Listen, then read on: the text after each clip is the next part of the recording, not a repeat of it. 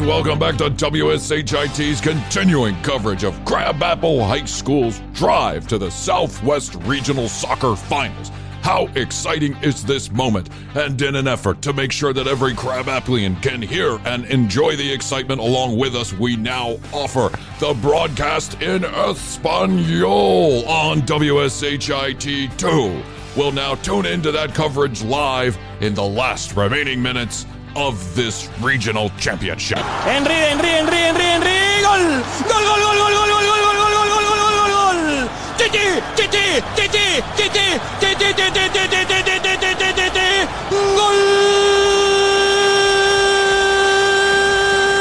Gol, gol, gol, gol, gol, gol, gol, gol, gol, gol! Puyol!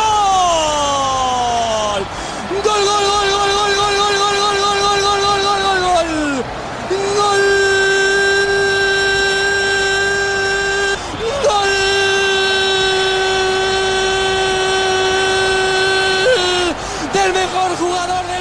We're going to allow our reporter Enrique to take a breath, and we'll be back after this commercial break. Gol, gol, gol, gol, gol, gol, gol, gol, gol, gol, gol, gol, gol.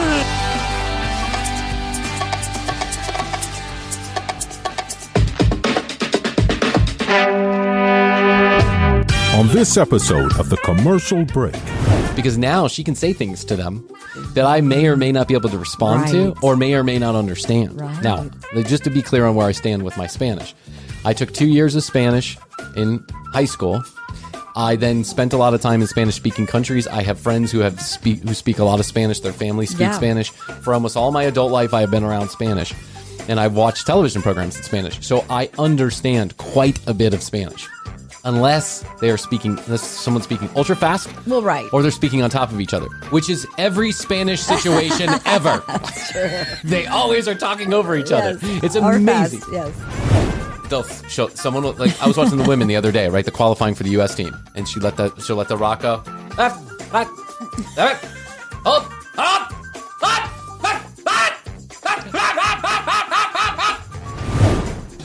And in the match, USA versus Spain, it's Tag Master Brian Green, also known as Tag Bagmaster. Here comes Brian to his signature sound, I'm going to get you!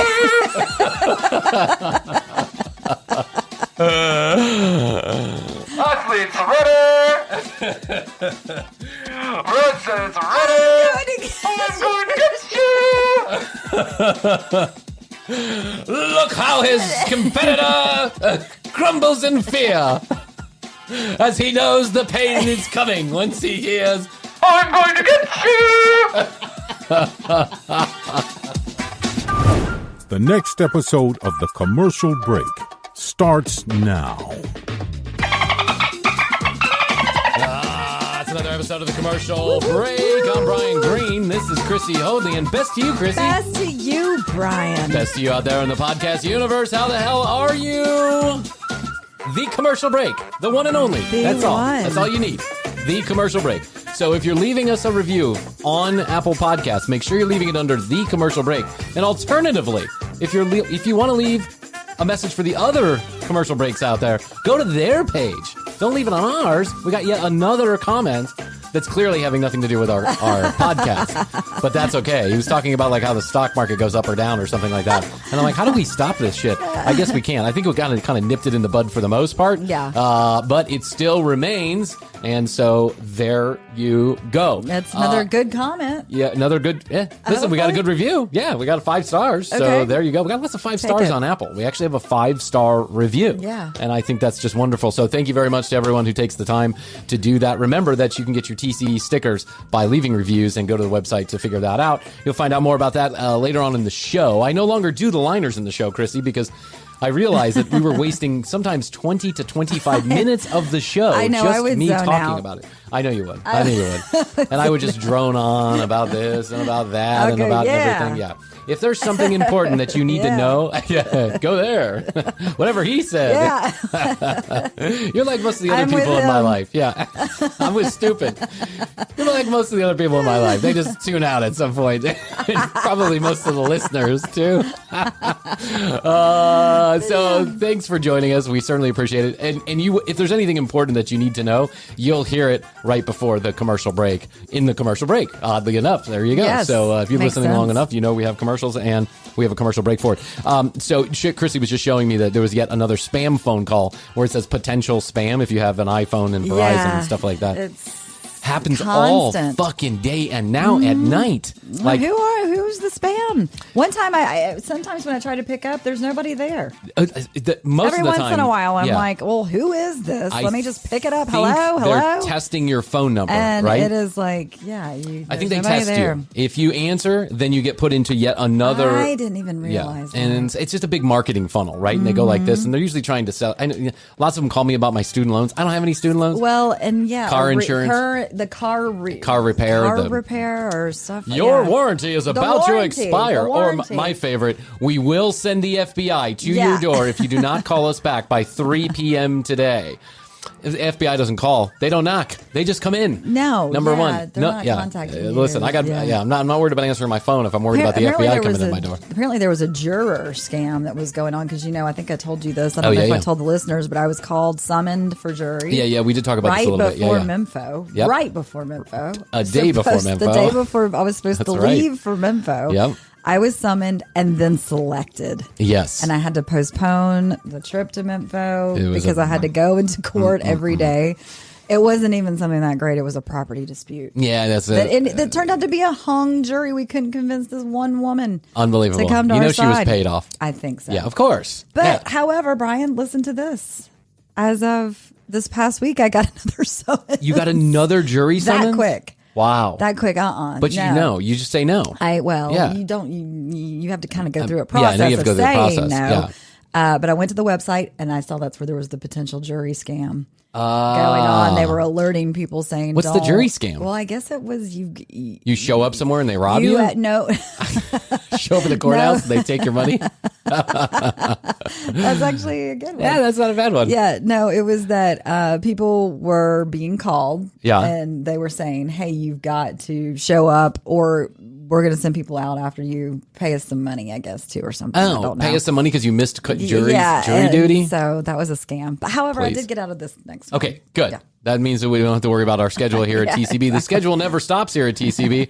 Hell or high water or salmonella, Yeah. food poisoning, Yep. jury duty, whatever. We keep on trucking here, and I continue to be sick with salmonella, which is just unbelievable on day number whatever. But the good news is that this has left me plenty of time to dig deep into the internet and get lots and lots of Perfect. content for the show. Yes. So it's kind of been a blessing in disguise that I've had to slow down a I little like bit. your silver lining. Yeah, I like to think of it. Yeah, I also lost 20. I'm going on 15 pounds There you now. So go. it's just, I can't. The holiday diet. I told my one of my business partners, I said, I lost all the weight I was going to gain. So now I'll just be Yes, even by the exactly. time I'll be back to fat, kind of, once it goes there.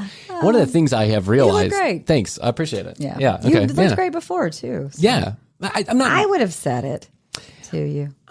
You would have said it to me before? I think so. You would have said, you could stand to lose 5 or 10. I don't know if I would have. Actually. No, I don't think you would. We don't have that kind of relationship. We don't, you don't Who ask do me. you have that relationship? My wife. I mean, that's the only person you really should be asking. Sometimes my brothers give unintended advice, right? They're like, hey, man, did you gain some weight? Like, go fuck yourself. I mean, I definitely gained weight during the pandemic, but Oh, Jeff yeah, still yeah. said I looked beautiful and he loved me the way I was. have learned in now my, 29 years of life Yeah. that your weight is going to fluctuate. It That is. is going to It just happen. is. You're going to have periods Our where changing bodies. are changing bodies. And as you get older, it gets harder to lose weight Mm-hmm. and you put it on quicker. And when you have children, every life change comes with different circumstances. And you have to give yourself a break sometimes and just say, well, okay, so you're not in fighting order. You're not in fighting shape. But you're alive and you have your health. And, in my You're case, a I have a lover, not beautiful a wife. I'm a fighter lover, not a anyway. fighter. I don't want to Yeah, argue with my body. exactly. Yeah, I No. don't want to have all those arguments and disagreements with my body. I already have Be so kind many to yourself. issues around food. I eat so many weird things and I like to eat at odd times. And sometimes I don't like people watching me eat. I already have so many odd things about food. I don't want to add like body dysmorphia into it No. because then I know I'll have a full blown eating disorder. Yeah. Right now, I just think it's hiding under the surface, but then it'll explode someday when I just, Salmonella. salmonella. quote unquote. Yeah, you haven't eaten in 10 days, Brian? Listen, trust me. I'm not one of those guys who can go through those water diets for 10 days. I have friends who do that. And Raphael does that. And that's fucking unbelievable to me. Wow. Yeah, but he's a bear on day number 8. And he'll readily admit this. He's like in the full blown ass clown at day number 8. He's like, And it's like, hey, dude, eat something. Yeah. Chew on something and then you'll feel better. Your body's not supposed to go 10 days without food. But, he swears by it and that works for him. And so that's good. Each to their own. One of the things that I am learning about my young, growing children, I'm not going to talk about in detail because I don't want to send them to therapy when they're older. But I'll say this. They're going there anyways. So. Yeah, they're heading there anyways. I'm their father. It's happening. One of the things that I have noticed recently, as I've spent a little more time, in the house and on the toilet, is that those kids are starting to speak really good Spanish with my wife. Mm-hmm. And I see this as an existential threat a little bit, right? Because now she can say things to them that I may or may not be able to respond to or may or may not understand. Right. Now, just to be clear on where I stand with my Spanish, I took 2 years of Spanish in high school.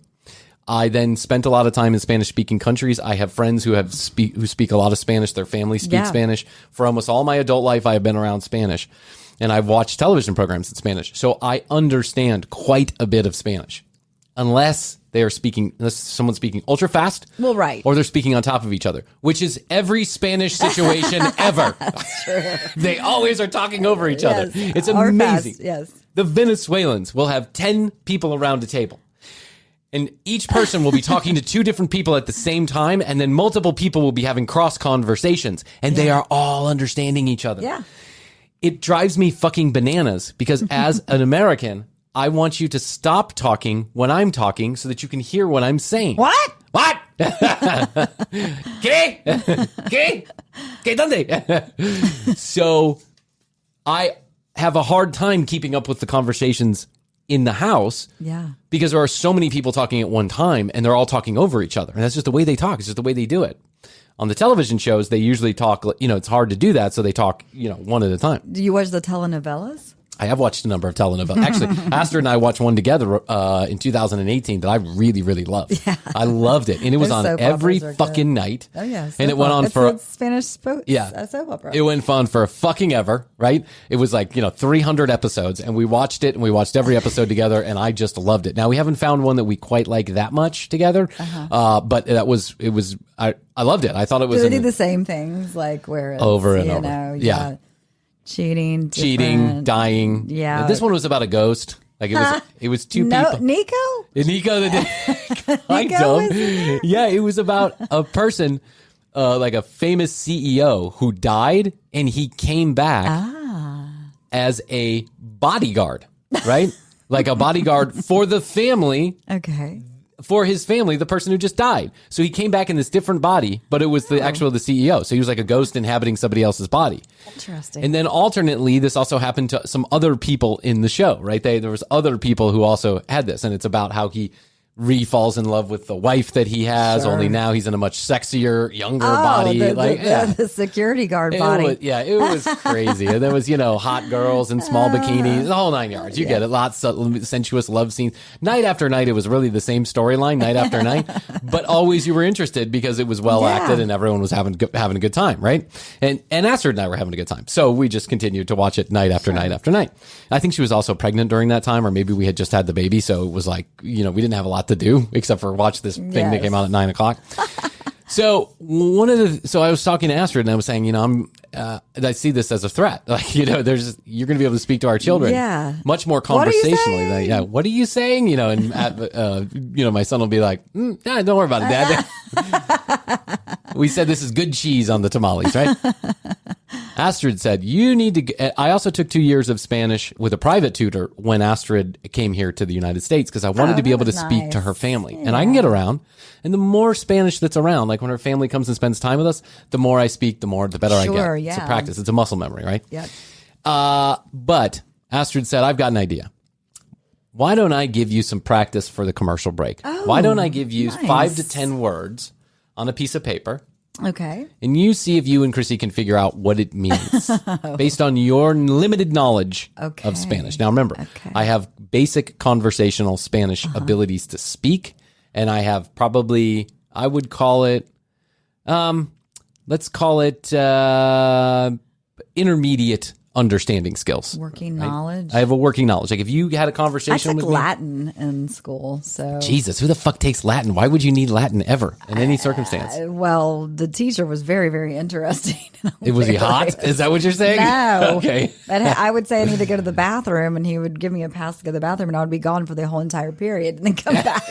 And he'd be like, hey, okay. Hey. Yeah, so Latin, Mr. Coleman. Mr. If you're listening, Coleman. Mr. Coleman. I get on Mr. Coleman. Yeah. Yeah. Yeah. So, and I know a little bit of Italian, a little bit of Spanish. So this will be good. Okay. You ready? So let's see if Yeah. we can understand some Spanish.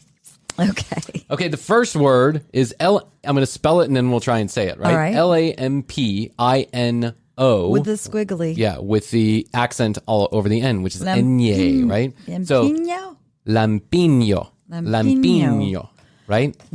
Does that mean lamp? I'm assuming that this means either lamp or lighting, lit. Okay. Right? Or okay. alternately, it could mean something completely different. Yeah, like, you it know, probably does. I don't know, lays with the turkey or something. What is this? That's not Spanish. That's turkey. Native American, lays with turkey. Your name is Lampino, lays with turkey. Let's figure out what Lampino means. Should we do this together? Yeah. Let me see. It means hairless, someone with no hair or bone. Hairless. Lampino. Lampino. Lampino. In my days where I also learned a lot of Spanish, which was as a restaurateur, Right, Because right, we had a with lot of the guys in the dishwashers back. and, yeah. All of them, everyone, Yeah, kitchen. everyone that was cooking your fantastic food spoke Spanish or was from Mexico or a South American country. And it's in some restaurants, even the head chef, right? Yeah. And they used to call me pelones, which meant baldy. I think it meant baldy, but then other people have told me that it was much more Lampino. offensive. Yeah, Lampino and pelones do not sound anything alike. Okay. I'm going to spell this and then we'll try and figure out how to say Yeah. it together here on the commercial Yeah. break. APACHAR. So, apapachar. Papachar. Apapachar. And I think that means one of those reclining chairs that the dad sits in at Thanksgiving. Lazy boy. A papa chair. Papachar. Either that or that is Spanish for Papa Roach the band. A papachar. Or Blink 182. Blink 182. A papachar. I think it means blink. If you think it means blink, a papachar. A papachar. And what I know of Spanish, it's not going to mean blink or sitting chair. It means to cuddle, hug, embrace, or caress. Papachar. A papachar, baby. Yes. I just popped a char right now, if you know what I'm saying.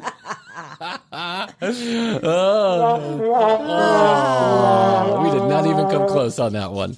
Okay, all right. No. All right, I like this game. Let's go. Okay.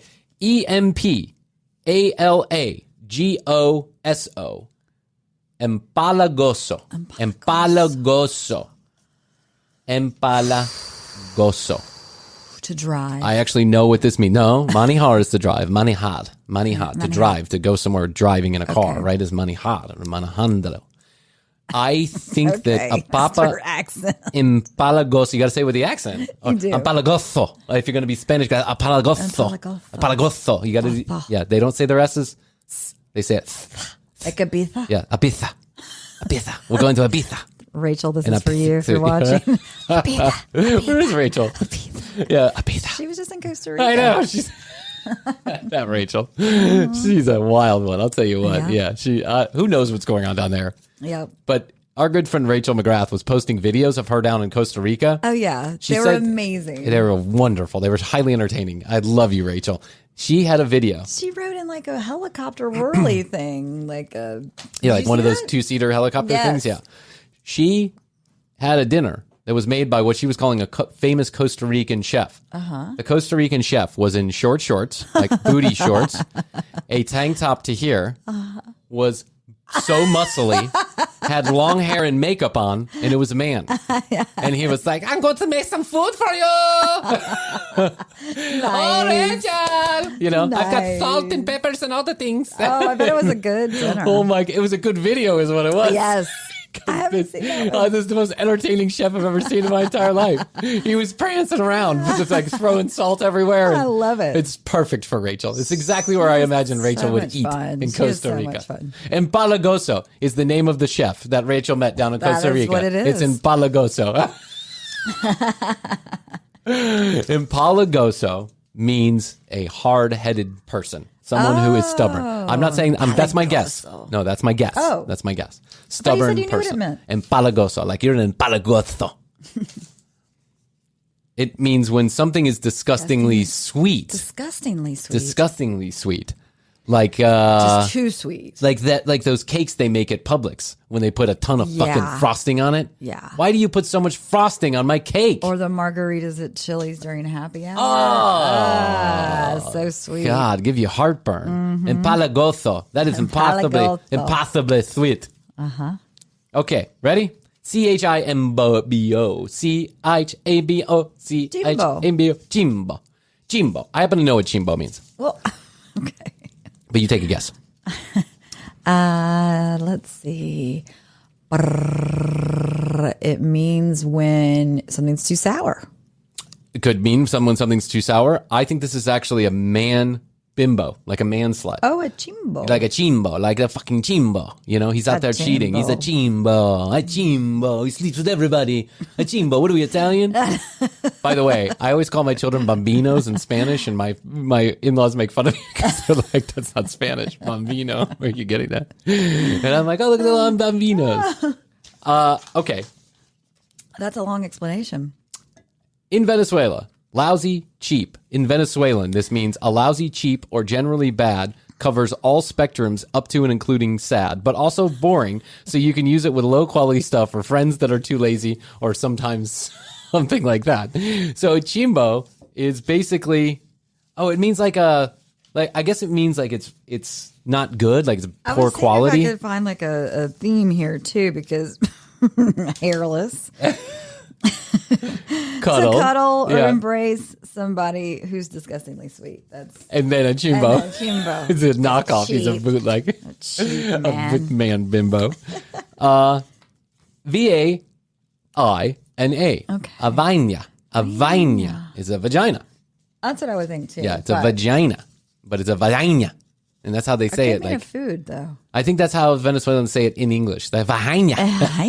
Look at her vagina. Could also mean a hiatal hernia. It's the most useful and versatile word across the entire Caribbean because vaina can mean anything from objects to situations. It's equivalent to the word things in English. Look at the vagina. You see that vagina over there? It's Rapatar vagina. It's impalagoso. It's absolutely chimba. A papachar. Okay. Okay. Vagina. Vagina. Yes. Okay. You ready? Yes. Chevre. And this I actually do. Chevre. Chevre. Chevre. Chevre. Chevre. That means idiot. It means that vagina is a chavache, chevre, and palagoso. Now where did my Italian accent come from? It means amazing. It means great. It means everything's wonderful. Chevre, chevre, amazing. So you like, when you're in conversation, you go, that's amazing, Yeah, You chevre. say chevre, chevre. I'll remember that one. We have no idea what we're talking about No. in Spanish. We don't. No. So we... Can I keep these? Yeah, of course. Yeah, I'll keep these. What are you going to keep them for? Just to quiz myself. With flashcards. You're going to use them randomly? Yeah. And Yeah, I'm gonna throw Wow, them Brian, out that's chevre. I'm going to throw them out there. You're going to use those like I use my Spanish when people are here. And I'm like, bueno. Bueno. Que dunde. I have a papachar. ¿Cómo está? Bien. Como está? Bien. Oh, but, Bueno. I'll come out with, bueno, por supuesto. I'll say, of course, por supuesto. Like when people are talk to me, they'll, when I was in Spain and people would say they'd say a sentence to me, right? Yeah. They'd like say something like, oh, Brian, it's so nice to meet you. How's everything going? It's so amazing that you're here for dinner. And I'd be like, por supuesto, which means of course, which can be used at the end of any sentence. And people would be like, bueno, tu español es mucho bien, gracias. Chévere, empalagoso. Yeah. But yeah, I just fake Spanish basically. Yes. But I can understand it. So when people do talk about me behind my back in Spanish, and I don't like I bet it. they do. Hey everybody, it's the commercial break inside of the commercial break. Go to tcbpodcast.com if you'd like to find out more about Chrissy and I. You can read all the show notes, get our sponsors, special URLs and codes. You can listen to all the audio, you can watch all the video, all from our website.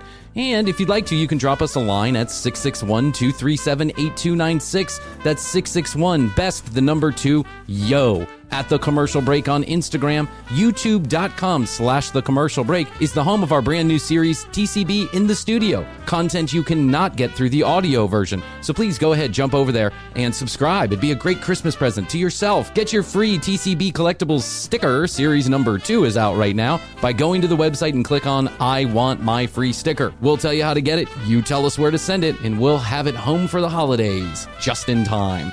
We want to thank you for being a listener of The Commercial Break, and we know commercials aren't your favorite thing in the world, but our sponsors are good enough to give you free shit and discounts just by listening to the commercials. So please use the specialized URLs and codes to get your free shit, and then the sponsors keep on coming back, and then we get to do more content, and you get to keep on listening. It's a big lovey-dovey relationship, trust me. Happy holidays to you and yours, and now a word from our sponsors. Hey guys, wanted to let you know that this episode is sponsored in part by Texas Lone Star Tamales at TexasLoneStarTamales.com. This holiday season, we all know we're getting turkey, we all know we're getting gravy, and we know we're getting lots of starchy foods.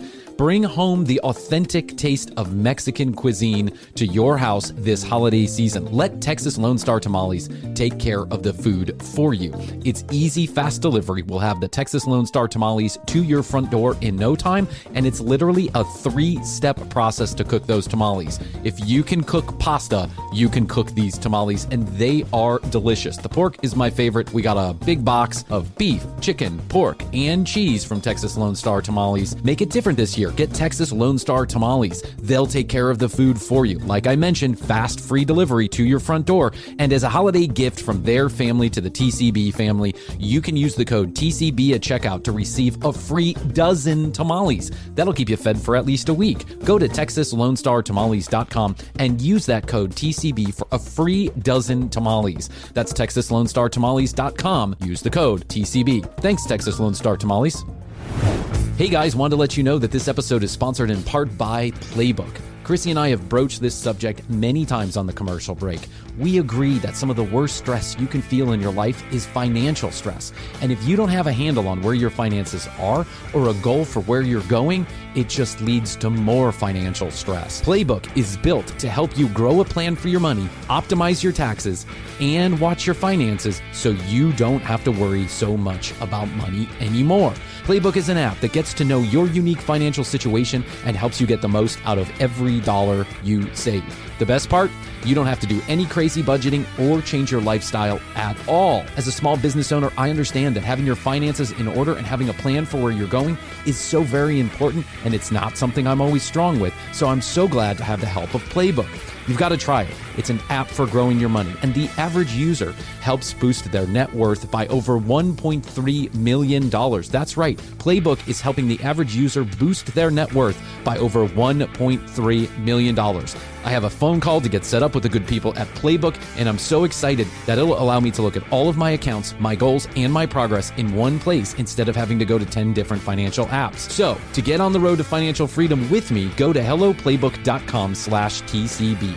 And with that unique link, helloplaybook.com/TCB, you'll get a free Playbook Impact. It predicts how much net worth you could grow if you start today with helloplaybook.com/TCB. Let's go to financial freedom and beyond. Go to helloplaybook.com/TCB and look out for future updates on my use with Playbook. This episode is sponsored in part by Beachbound.com. Beachbound.com is an online travel agency with expertise in worldwide beach vacations and only beach vacations. They're reinventing beach travel with Beachbound.com. You can book worldwide beach vacations, including flights, hotels, transfers, and excursions, all from one location at Beachbound.com. They are committed to building the best beach experiences that fulfill all of your cravings and curiosities, because to Beachbound.com, the beach isn't just a place, it's a way of life. And man, we couldn't agree more. We've been to this website, hundreds and hundreds of hotels, excursions for every member of the family, your transfers, your cars, everything from one location, beachbound.com. The beach truly is a way of life, and we would choose the beach over any other kind of vacation, and we will use beachbound.com to book our next beach vacation, because that's all they do, and they have expertise in only beaches. Go to beachbound.com and book all of your beach travel from one location. Beachbound.com. Thanks, Beachbound. Hey, TCB family members, gotta let you know that this episode is sponsored in part by Quip and GetQuip.com. My dental care is meticulous. I love my dental care routine. I floss and I brush at least twice a day, and GetQuip.com is helping people all around the world do just that. The Quip electric toothbrush is loved by over 7 million people, and there's reasons why. It has a time-sonic vibration with 30-second pulses to guide the dentist-recommended 2-minute clean.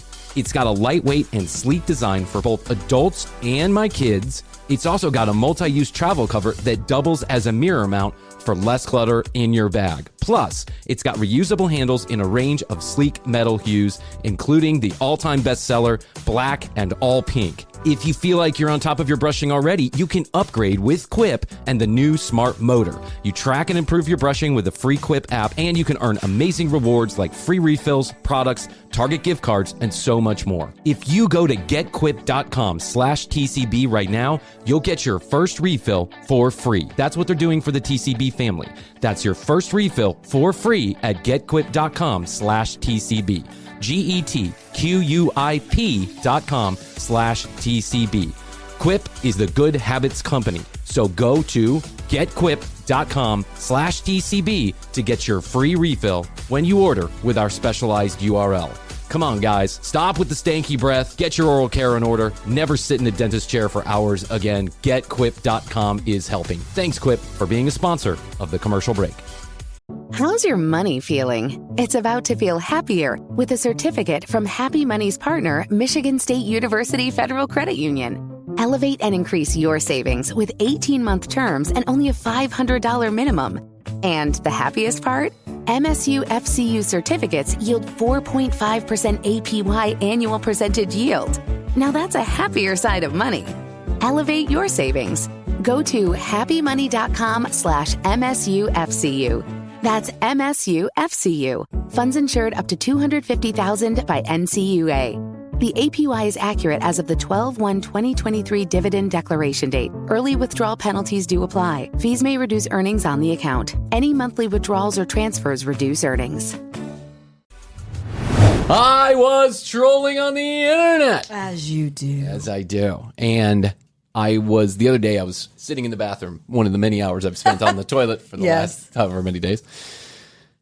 And I came upon the first of the season, getting ready to go into the Winter Olympics, but the first of the season, and the Winter Olympics is next year, right? Yeah, it is 2022. Yep. Because 2020, we're supposed to have the Olympics and we had them in 2021, and now 2022. It's also in China in 2022, I think, also, the Winter Olympics. We had the first of the season qualifying Winter Olympics matches, which was in one of my favorite sports to watch, like all the other stupid sports that we watch in the Winter Olympics. Curling. For those of you that don't know, curling is like golf. Yeah.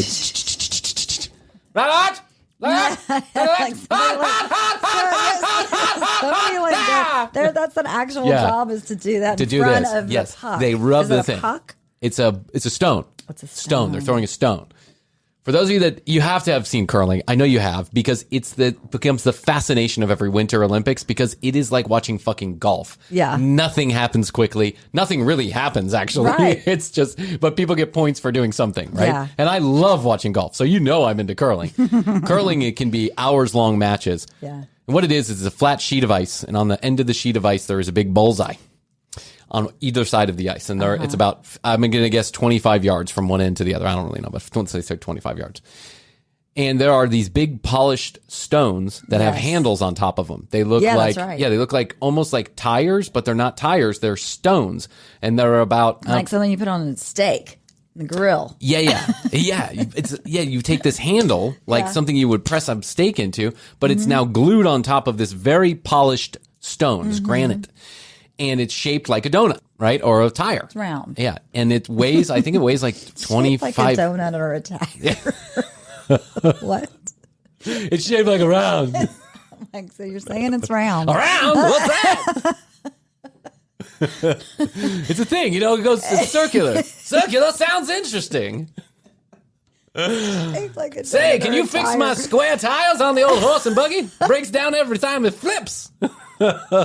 Oh, it's shaped like a donut or a tire. I am a master I'm going to remember that. at describing things So for the round. podcast. A round. Yes, it's a round. It's a round shaped object. Yes. But on the bottom it's flat, Okay. right? But it's Okay, it looks like a donut, right? got it. It's on the bottom, it's flat. Okay, gotcha. And then they stick this handle on top. It's like very heavy. It's 25 or something kilos. And they have these special shoes where they slide across the ice for a few feet. And then as they kind of on their knees, they slide the rock and they let it go ever so slowly, trying to get the rock in a certain position on that bullseye. And then each team takes a turn and they can knock each other's, rocks around or whatever. It is the most ridiculous thing on ice. It is, honestly. And what is the purpose of the person that's coming, and sweeping the ice as the stone comes down? That's a good question. Making it smooth. So the one thing that you'll notice about curling that's probably most people will recognize right away is that as the rock is being let go, one person's throwing it or throwing the stone. As the rock is being let go, for that 75 feet, there are often two people that are in front of it with these brushes. Yeah, and the brushes, they rub the brushes really quickly. And by making the ice smooth, they can change the direction and the speed of the rock. So they can either make it smoother or they can make it rougher, depending on what kind of brush they have. And so what the person who throws the stone will then direct the two people running in front of the stone, basically sliding in front of the stone with these special shoes that they have on. They're not ice skates. They're like shoes with like smooth surfaces. And what they do is they will brush it in a certain direction to try and get it to land exactly where they want it to land. It's very weird. And it's like one of those sports that you just get entranced by. You kind of do. I love watching those. And this is what you'll hear. They'll show someone like I was watching the women the other day, right? The qualifying for the U.S. team, and she'll let the rock go left, right, left, hold,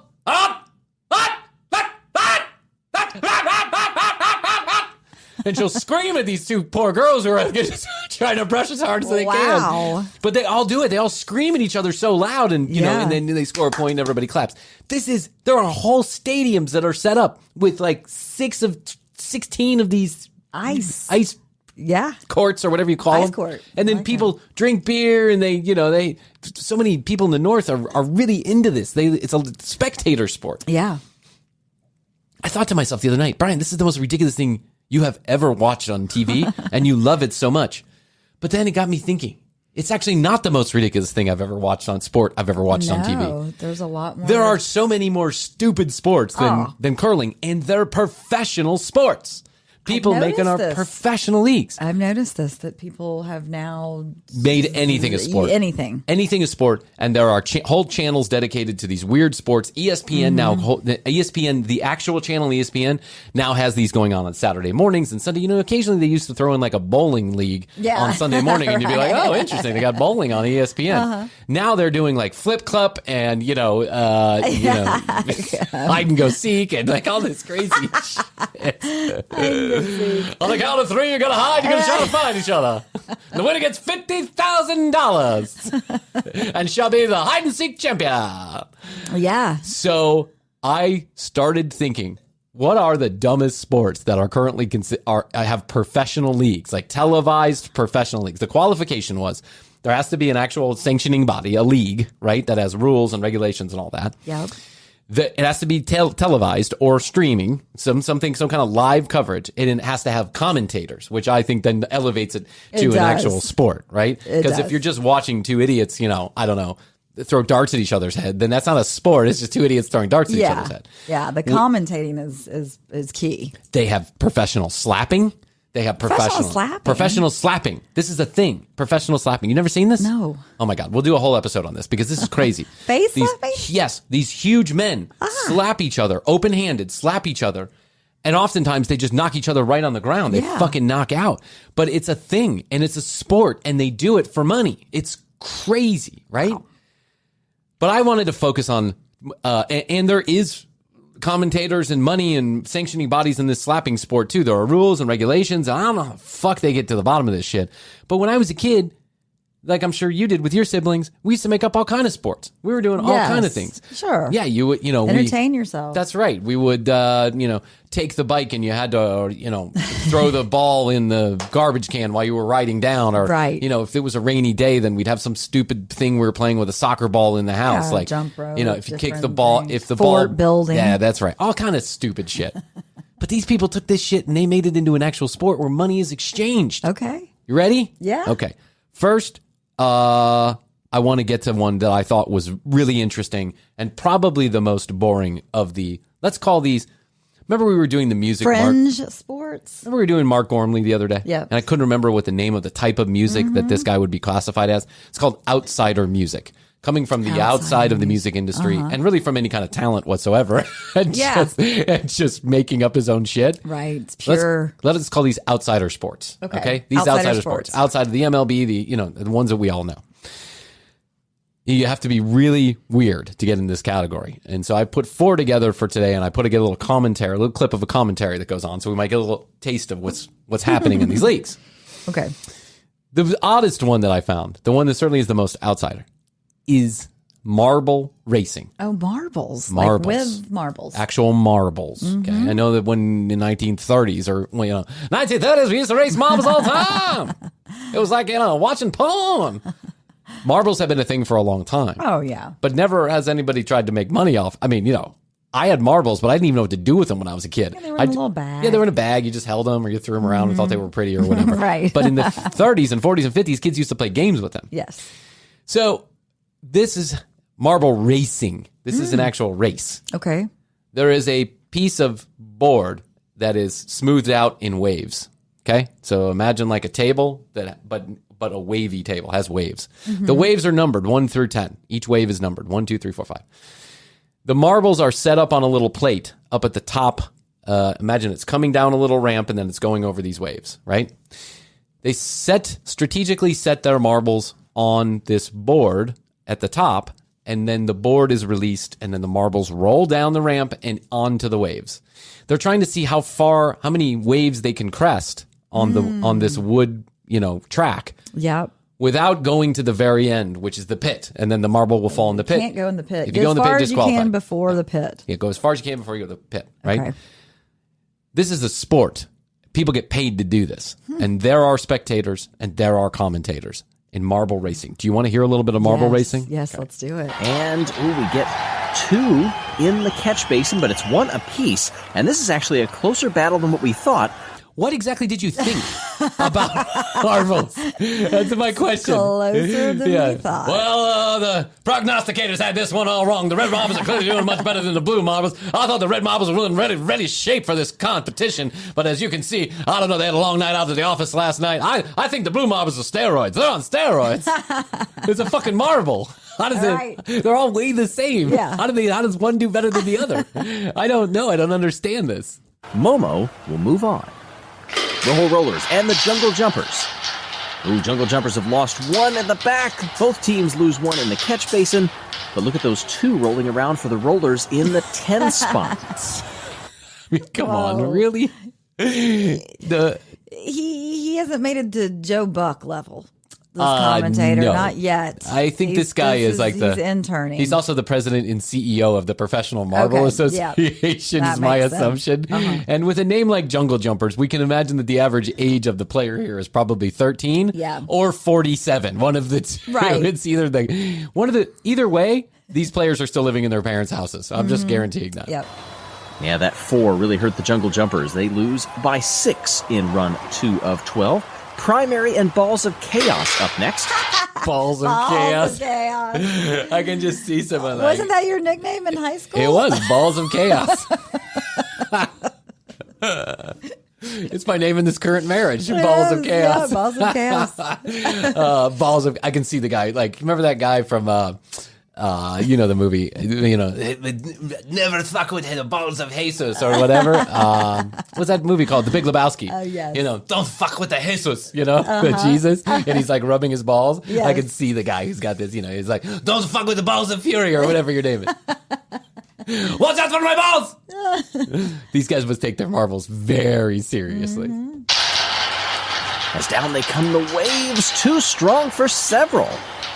This is an interesting strategic event that some of the marbles, they've kind of been scratching their heads on how to approach this. Do you want to sacrifice a back marble in order to give you the necessary push to get farther into the waves? Oh, so like one marble could push another marble? It all happens so fast. I just don't know. It's also an boring. emerging And, sport. Like if there's a tray. That tray has 4 lines up, 4 lines across by 4 lines down. Yeah. And there's a hole, you know, a little marble holder. They can place their marbles going back and forth one at a time. I guess determined by a coin toss. I have no fucking clue.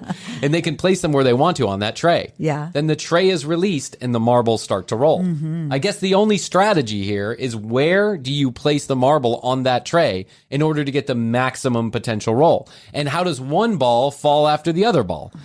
The reality is, this is a complete game of chance. Like, there is no rhyme or reason to how I mean, I guess there's physics involved. Yes. And you might understand physics, but you really have to take this a stretch to call this a sport. I mean, you really do. Exactly what physical exertion is being had here, I don't know.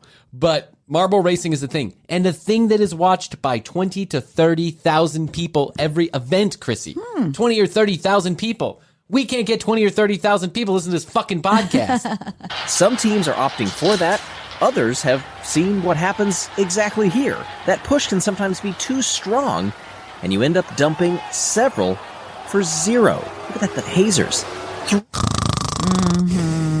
Yeah. If you're going to have a sport like marbles, here's my opinion. You should have an announcer like Joe Buck, because that's the only way you're ever going to make this fucking interesting. Look at the red one coming down. Look at the red one. The red one's going fast. Going fast. Oh my God. Score! Yes. You need to have somebody Some excitement. or some controversial Yes. one, right? I don't know. Looks like an Indian to me. Like, say just like crazy, stupid, grandpa type shit or whatever. Yeah. Balls of fury, my ass. I had balls of fury in 21 coming out of now. I was fucking everything that moved. There's a cream for Balls of Fury. Yeah. There's a what? There's a cream for that. I got a cream for that, boy. See me afterwards. You don't know how to play marbles. I'll show you how to play marbles. 3 zeros. They need to cut a finger off if you don't win or something like that. There needs to be like real stakes involved. You know what I'm saying? Yes. Or other people just get to pelt the loser with the marbles. There's a paintball gun modified for marbles. Yes. And you have to take 3 in the nuts. Yes. That is the sport I would watch. Balls of bruising. Is not a good way to move along. Okay, so that's not a good way to move along. All right, the marbles. I had to start slow, and I'm gonna work my way up here. Okay. Are you ready? Yeah. Now, here's one that I didn't even know existed until I started actually looking. When I thought about it, I started coming up with lots of examples of things that I've seen on TV that are considered. They call them sports or are on sports channels, but clearly, might be hard. This one might actually be considered a sport. Okay. Because of the simple fact that there's much pure physicality of this. Skill. I don't know if skill, but it's physicality. Yeah. And that is professional tag you're it. Oh. And this has been going on. Tag you're it. Tag. Professional tag. Professional tag. Now let me try and explain, and I'll put it up on youtube.com/the commercial break. We're now going to insert some pictures and videos into our videos on youtube.com/the commercial break. So if we're explaining something and you'd like to see the visual of it, just go and check out the clip and then you'll be able to see it. There is let's call it 40 by 40 ring that is encased in plexiglass. This isn't in a park somewhere? It's in a stadium. Okay. It's in an actual stadium. Now, a small stadium, but a stadium, right? And they have put all kinds of what I would call obstacles around inside of this ring. There are bars, there are ladders, there are platforms, there are overs, there are unders, there are all kind of things in the middle. And the whole goal is to see how long you can stay away from the other person. That's the classic. That's classic tag, terminology of right? tag, yeah. So you get placed in one place, and then you say go, and everybody and the one guy who's being chased runs, right? He goes through this and up that and down this. It's like is it 2 people? 2 people. Yeah. Okay. One chasing, one getting Yes. chased. One has the tag and one's giving it to the other person, just like the old days Right. when it was That's not like a I sport. remember it. That's right. So the whole object is to try and evade The other person Yeah. by jumping all around, right? It's like parkour, professional parkour, but the whole objective is tag. Okay. So these guys are really in good shape because they got to do a bunch of jumping around and all over the place. You ready? Yes. Here we go. GNF versus United. Chase 1. United evading. Athletes ready! This is it, the final of World Chase Tag. And it is the French versus the Americans. The Americans chasing well. Seth Rugy hunting down Clement Dumais. Strong start. Yeah, see, now this guy knows how to do it. Hunting. Yeah, now there's clearly a big live audience back there, right? Yeah. Claver's coming to the USA. He's chasing him down. Oh, tag, you're in again. By the way, these matches last less than 10 seconds. I'm sure. Because it's a 40 by 40 ring. There's not many places to go. You can't actually hide under something. He's Yeah. going to get you, right? There's no hiding places. It's gonna just get platforms and stuff. I'm going to get you. I'm going to get you. That's what I tell my children. I'm going to get you. What if I was a professional tagger? And in the match, USA versus Spain, it's Tag Master Brian Green, also known as Tag Bagmaster. Here comes Brian to his signature sound. I'm going to get you!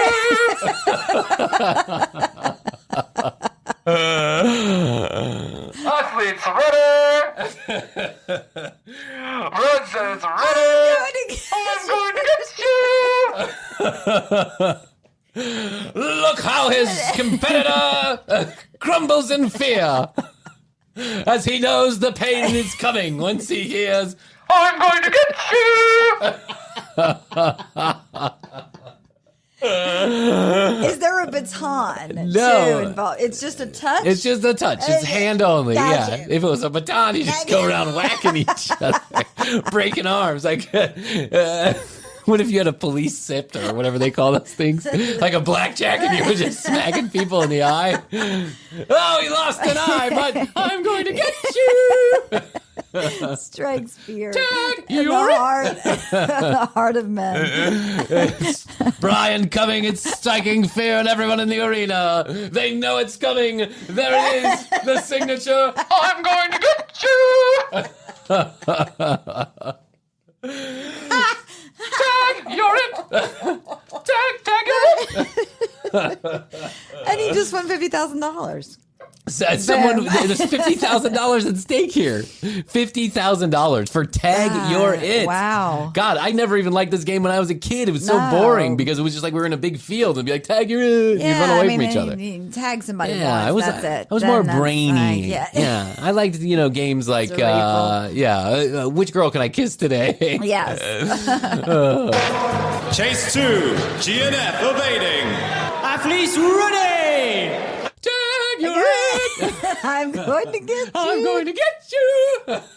We will have a new name on the trophy. It might well be GNF. Ben Aloafi bouncing off the tilted cube. Chasing Seth Rugy, who goes down, but he was tagged anyway. Now, these matches last for 3 to 5 seconds. Yeah, it because seems like it's almost over.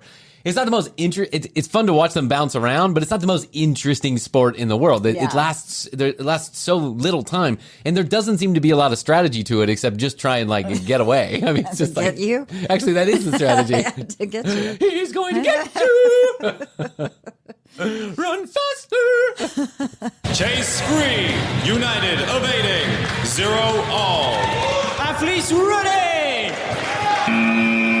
Davis Vasconcelos goes up to the ridge, looking to descend on Belano Afius in the wrong part of the court. There is no escape there, Ben 10. Landed straight on top of him there. Spike. There's no escape anywhere, literally. You're trapped in a glass case. Just wait till someone touches We you. just realized how stupid this really is. If they put together a whole arena floor of like places to hide and stuff like that. Right. Well, that's what I was thinking. Is that it would like be a awesome. make-believe forest Yeah. where you could kind of hide behind Absolutely. a tree? Now you're getting it. A bush.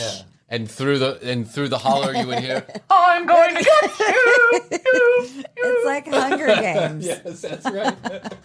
Remember those guys made a movie about Tag? They made the movie here in Atlanta, actually. And John Hamm was in it, and it was called Tag. Oh. John Hamm, Jason Statham. I mean, not Jason Statham, Jason Bateman. Okay. A bunch of people were in it, right? And it was Yeah. called Tag, and it was about a group of guys. It's a true story. A group of guys who have a lifelong game of tag going on. And they have done this tag in birthing rooms, like while they've been having children. Like one guy's having a child. Birthing rooms? Yeah, in like literally while there's a part in the movie that's a true part of the story. I have not seen this. One of the wives of the men, as they grow up, right? They started it when they were 13. Yeah. As they grow up, they have children. They're all these life situations, and one of the men is in the middle of watching his child get born inside of the birthing room. And somebody tagged and him? somebody tagged him. Somebody came in and tagged him. It's like just taking it too far. Burn. Now, let's go to one that I'm sure that a lot of Americans who of a certain flavor are going to understand what this is, and maybe some other people won't. Cornhole. Oh, yes. I love cornhole. I love cornhole too. As a backyard sport, I think it's really Yeah. interesting. I think it's fun. The drunker I get, the better I get. It's like pool and darts. The more drunk I get, And the better I bowling. get. And bowling. Yeah, bowling, true. But cornhole, I never really considered a sport. It was just a thing you did in someone's Yeah. backyard while you're waiting for the steak to be cooked or Correct. the cocaine to show up, right? One of the two. Correct. So, cornhole is an actual sport now, and it is high stakes, big money, sponsors involved. This is what's on ESPN regularly, and Fox Sports South and Fox Sports regularly has this Champions League of cornholers, who are usually white men. There are men and women's leagues and mixed leagues and stuff like that. But let's say for this particular clip, white men from the ages of 20 to 50 years old in Birkenstocks, shorts. They're wearing Beats headphones. Normally this is played with a lot of alcohol involved. You got to understand, right? Yeah, normally. Yeah, you've seen Google cornhole. It's a little hard to explain, but there are two boards set up at each end. Beanbags. It's beanbags. You throw it into a hole. That's it. You can slide them up the board and throw it in the hole, directly put it in there. There is a huge league that's going on that's got big money involved, and it's being televised Big right money, now. big money, big money. Big money, big money, big money. No whammies, no whammies, no whammies. Whammy's gonna get you. Okay, you ready? Yes. Here we go. We're going to listen to a little cornhole now, ladies and gentlemen. Okay. Professional cornhole. Harbaugh, such a beautiful bag, just spins it in. Harbaugh's got such a Such beautiful bag. bag. I like the right one better than the left one. It's hanging a little bit lower. Give it a spin. You give it a spin. Give it a spin and watch it pop.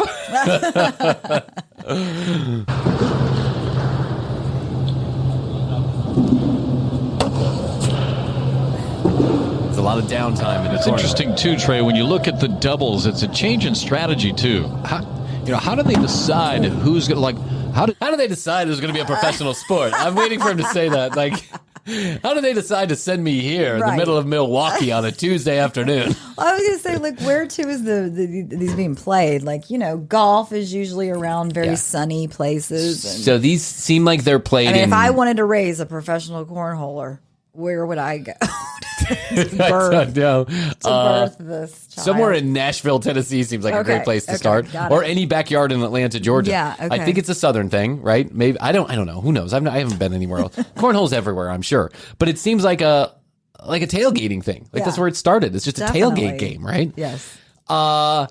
And these guys, they have terms for certain type. Like they call one an airmail and a slider and a pitch shot, and they're very technical about all this. Yeah. And that's when you know things are getting serious. Like you're moving toward a sport, quote unquote.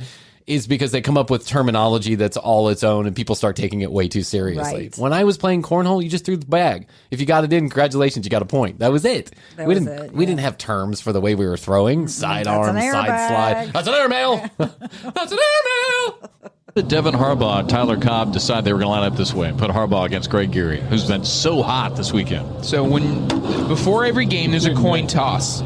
Whoever wins the coin toss can choose one of two things. You can choose where you and your partner stand, exactly locations, or you can choose who each player is going to play against, and then your opponent goes and stands where they stand, and you follow them accordingly. Okay, you've already lost me here, bro. I don't give a shit. Yeah, you know what we do? You want to take the right side, I'll take the left side. Hey, come on, man.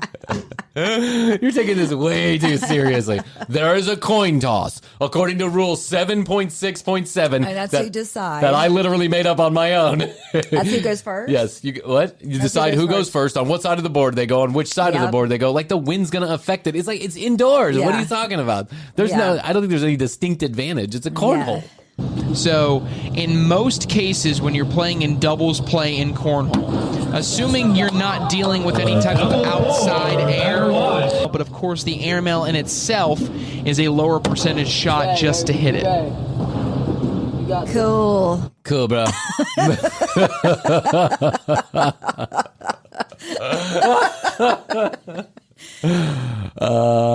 Not sure what you fucking said, man, but yeah, sweet. You mind if I dab? Can you get the pizza tonight? Yeah. You mind if I dab? Is that cool? You cool with that? Because, I mean, I don't know if you noticed, but watching those beanbags fly is not really all that interesting. I first watched this beanbag tournament, listened to the beanbag tournament, I should say. I was not watching, but listening to the cornhole tournament when I was driving back from Indiana on Adderall. Oh, right. I put the beanbag tournament, I noticed it on at 2 a.m. Yeah. And so I put it on. I put the audio on, and I was listening to it. And I'm telling you what, Holdy, I was fascinated, Riveting. but I'm sure it was the drugs talking because it was not riveting. Good shooting, Jimmy. Stay hot. Jimmy McGuffin, regarded pretty much as one of the top airmailers in this. Old McGuffin. Jimmy McGuffin, we call him Jimmy McLovin. Jimmy McGuffin, we call him Jimmy McMuffin. Airmailer. By the way, his nickname should be Jimmy McMuffin because it looks like he had a few of those for breakfast. He's been roundly considered as the best airmailer that has ever lived. Best in the business. That's right. Literally, in the 6 months we've been bullshitting about this sport, he's the best. McMuffin. Yeah, is on top. there's nothing to compare him to, but he's the top of the top. Right. In the history of the sport, really. What is the history of the sport? There is none. Since when have they been keeping track of cornhole? Yeah, there has none. There's cornhole tournaments, and that's it. Come on, guys, get it together. Cornhole is not a sport. I'm just saying, it's not a sport. It's a fun hobby pastime. I agree. And like a lot of other fun hobby pastimes, I'm sure that this will get some traction, but I don't think this will ever be at the level of like the MLB or anything like that. No. Or who knows? Maybe you never know. I don't know. Do they do professional bocce? They do professional bocce. Yeah. In Italy, it's a big deal. Oh, yeah. Big I was deal. on a bocce league for a couple Me of too. years. I was with you. You were with me, were Yeah. you? Yeah, I was with you. Well, some nights I was with you. Yeah. Other nights I was too hungover or already drunk to show up. But we were in that bocce league. Yes, we were in the bocce I think league. it depended on whether or not the girl I was kind of dating at the time was in that rotation. I think Because so. if she was, then I usually was not there, and if she was there, then wasn't there, then I was there. It was fun, and I can see how that would be kind of a precursor to now this cornhole. This cornhole thing, yeah. But I think bocce's much more Bocce, interesting. though, yeah, it is. Yeah, I think so. It's a hard This ball. is a hard ball. I'm not sure why else where it's interesting, but it's just more fun to watch. That's my opinion. Okay, you ready? Yes. The creme de la creme of silly sports currently being played is one that started during the pandemic. This is the first professional championship or professional games at all of this particular sport. Two brothers, I think they're in Seattle. Two brothers have been playing a game since they were a little kid that a lot of kids with siblings or friends played. When you have a balloon that you blew up, not a helium balloon, but a balloon, or a helium balloon as it starts to die or whatever, you play a game of keep up.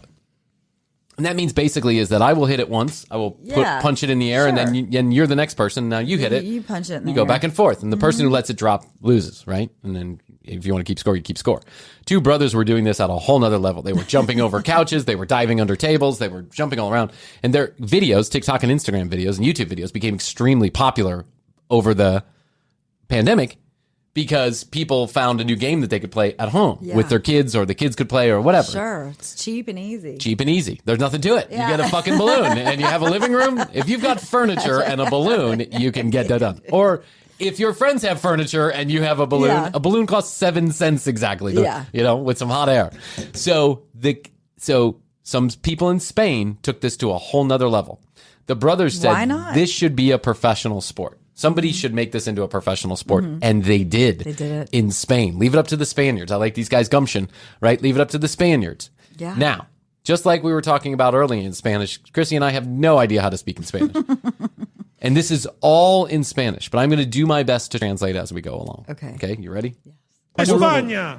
Turno de España. Tournament of Spain. España-Uruguay. Spain versus Uruguay. Tío que ha venido hasta la madre a verle, la familia. Hoy la han entrevistado en 4. Ander Cortés, viene el representante español. I cannot believe this Something is about a family. No, yeah, he said, I cannot believe this is a sport. I'm actually feeding my family talking about balloons. That's what he said. Now, of course, they got to play each other's national anthem.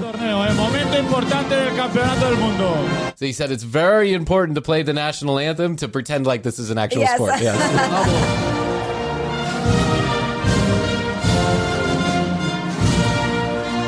Estoy nervioso, macho, te lo digo en serio. He said he's very nervous that nobody's buying the pay-per-view.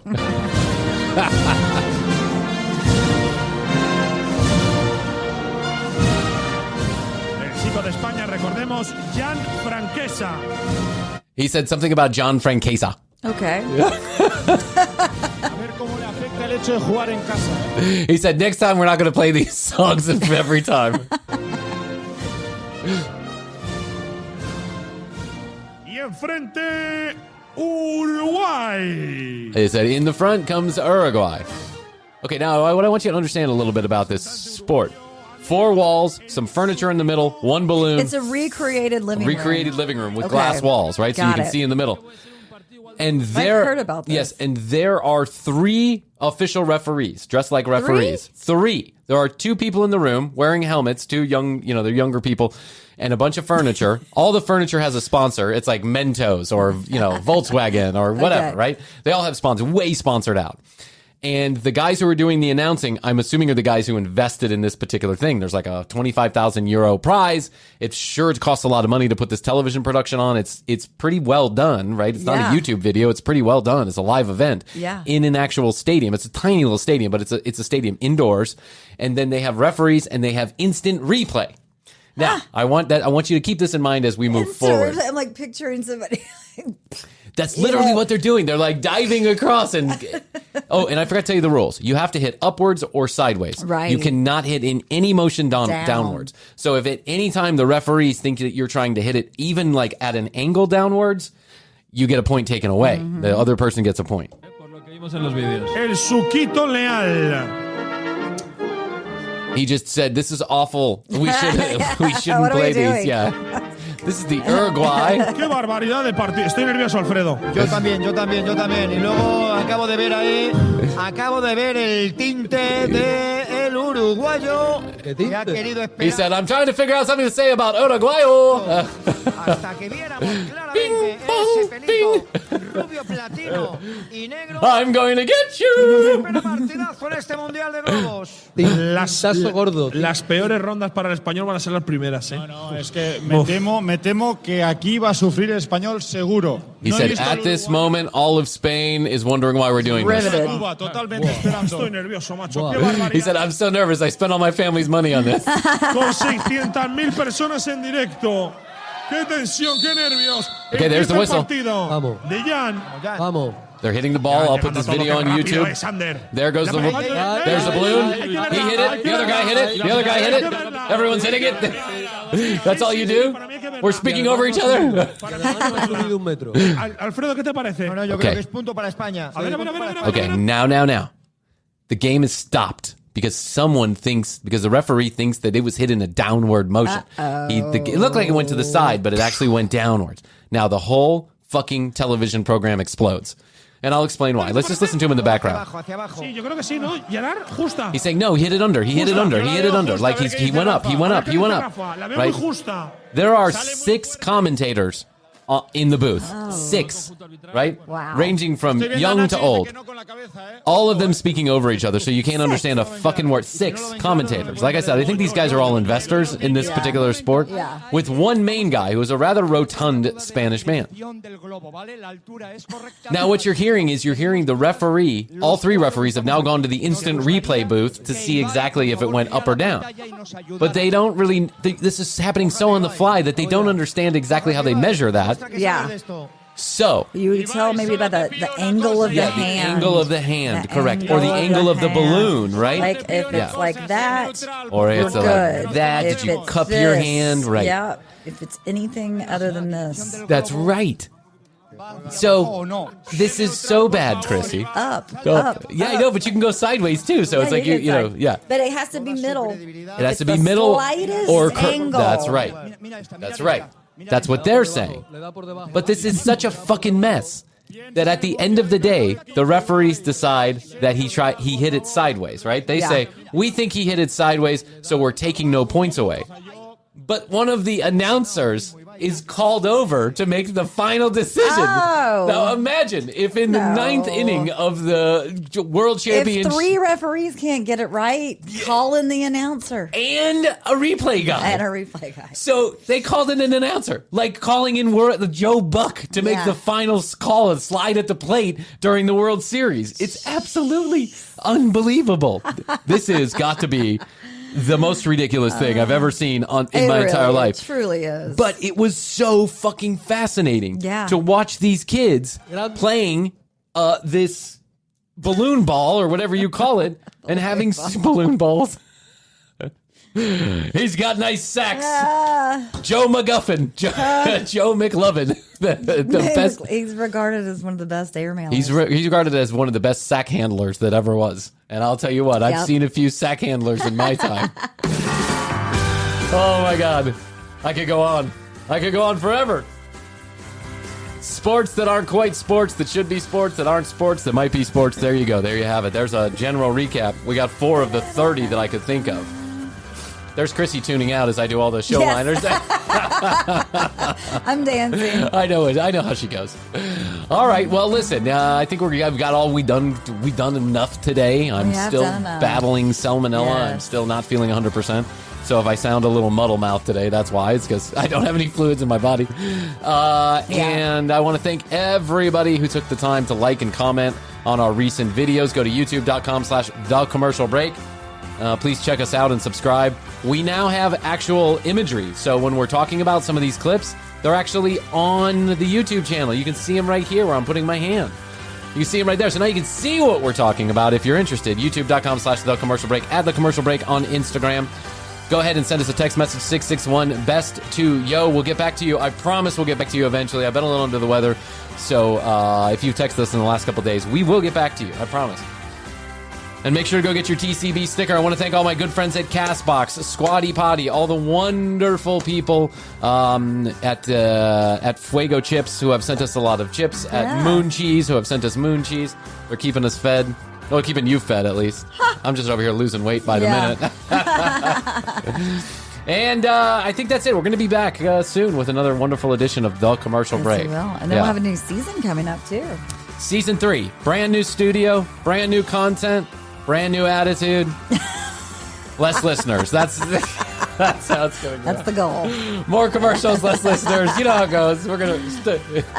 Pretty soon, the whole second half of the commercial break is just going to be commercials. Well... That might work. You never know. People might be into that. It's in the name. There's whole YouTube channels that are dedicated to commercials, and they do well, you know? We're going to need to start opening presents, too. Opening, like, like opening presents. Oh, yeah. To get viewers. Let's do some unboxing. Yeah, you we want to should do do some unboxing? unboxing, Okay, yeah. we'll do a couple episodes on unboxing. We'll get some boxes that we can unbox right here. We'll open our Christmas presents to each other. That might be a good idea. Yeah. Or let's order some stuff on the internet and let's unbox it here like they do online, and we'll make it fun. Let's unbox a dildo or like some KY jelly or something. Okay, I like that. Yeah. We just came up with some TCB content. We did. Look at that. On the fly. Look at us working 24 hours a day, 7 days a week for your pleasure. Never stops. That's it. That's all I can do today. I love you. I love you. Best to you. Best to you. And best to you out there in the podcast universe. Until next time, we always say, and we always mean, bye. How's your money feeling? It's about to feel happier with a certificate from Happy Money's partner, Michigan State University Federal Credit Union. Elevate and increase your savings with 18-month terms and only a $500 minimum. And the happiest part? MSU FCU certificates yield 4.5% APY annual percentage yield. Now that's a happier side of money. Elevate your savings. Go to happymoney.com/MSUFCU.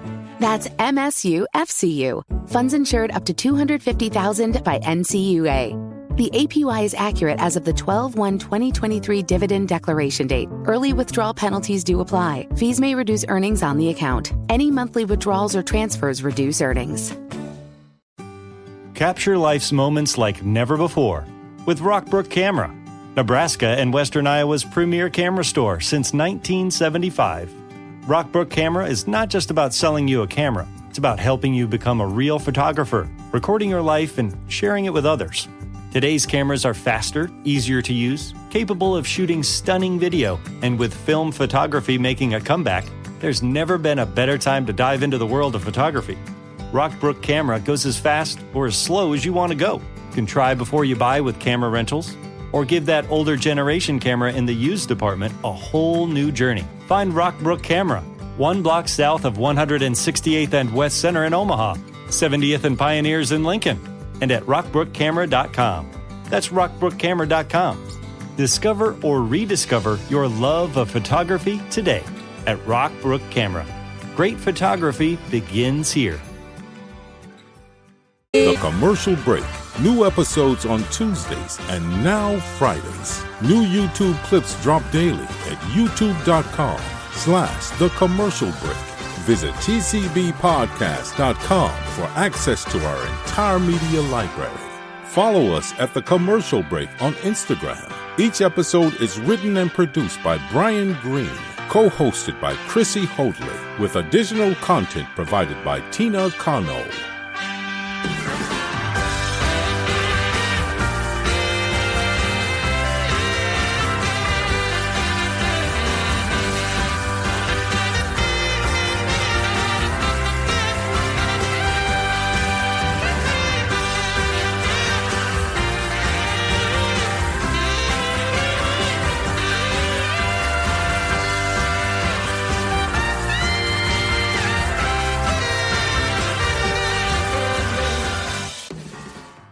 How's your money feeling? It's about to feel happier with a certificate from Happy Money's partner, Michigan State University Federal Credit Union. Elevate and increase your savings with 18-month terms and only a $500 minimum. And the happiest part? MSU FCU certificates yield 4.5% APY annual percentage yield. Now that's a happier side of money. Elevate your savings. Go to happymoney.com/MSUFCU. That's MSUFCU. Funds insured up to $250,000 by NCUA.